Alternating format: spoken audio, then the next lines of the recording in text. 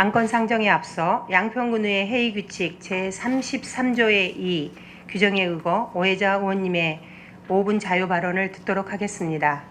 오해자 의원님께서는 발언대로 나오셔서 발언하여 주시기 바랍니다.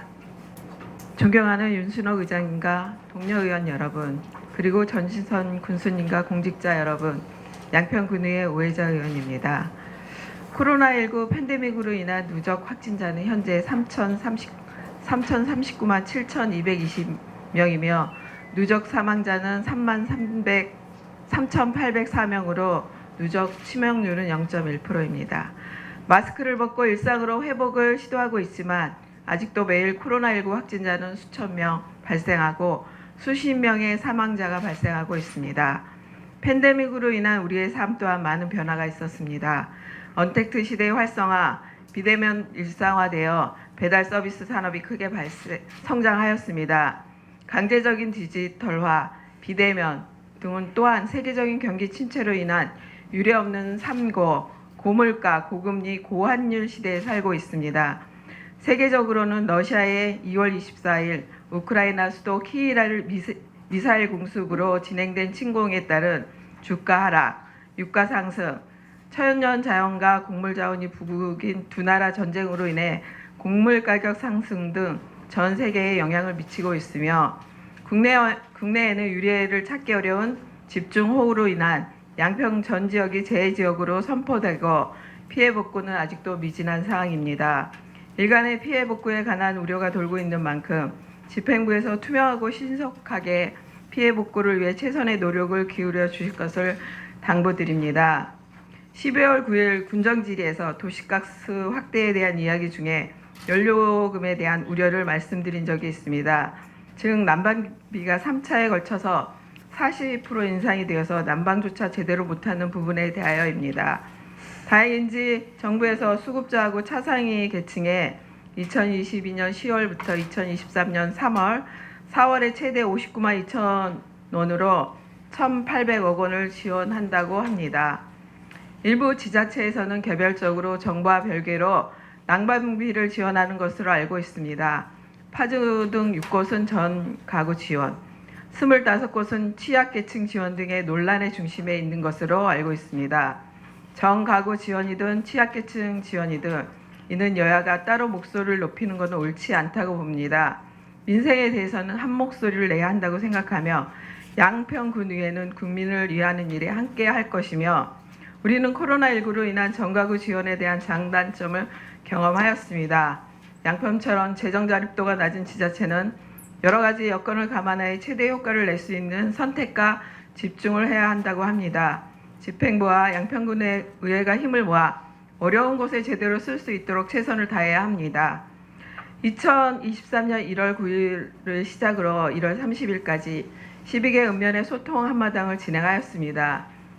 2023년 군정 방향과 국민의 목소리를 직접 듣는 뜻깊은 자리였습니다.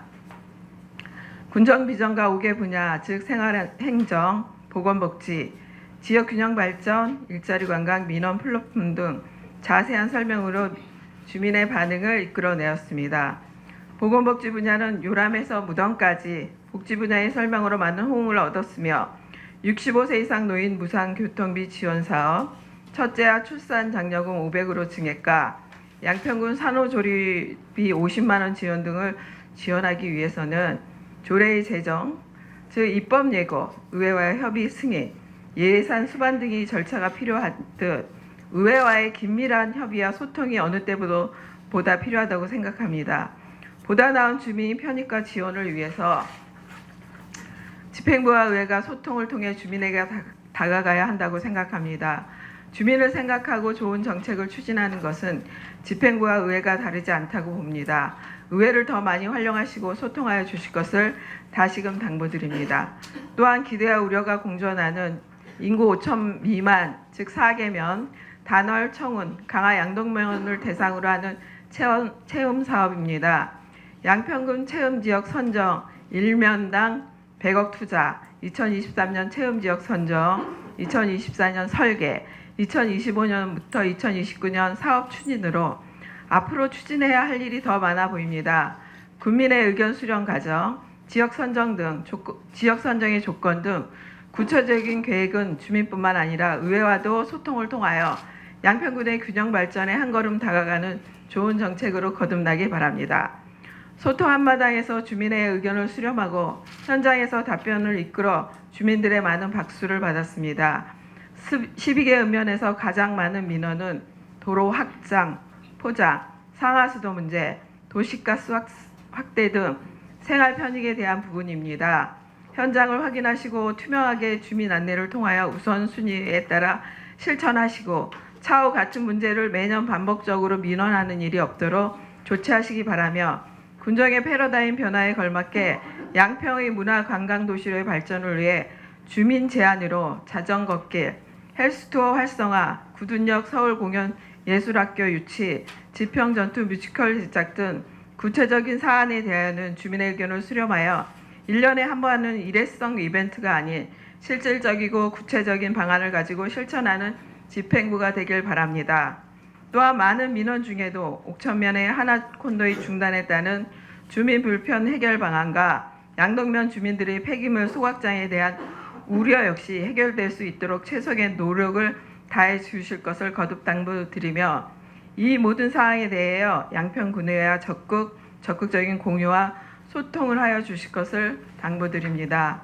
지금까지 여러 사안에 대하여 말씀드린 것은 더 나은 양평을 위해 소통하고 협력을 바탕으로 양평군의회가 집행부가 되길 바라는 마음으로 5분 발언을 하였습니다. 끝으로 트르키의 강진호로 인한 사망자가 4만 1천 명을 넘고 있습니다. 많은 관심과 지원에도 동참해 주실 것을 당부드립니다. 지금까지 경청해 주셔서 감사합니다.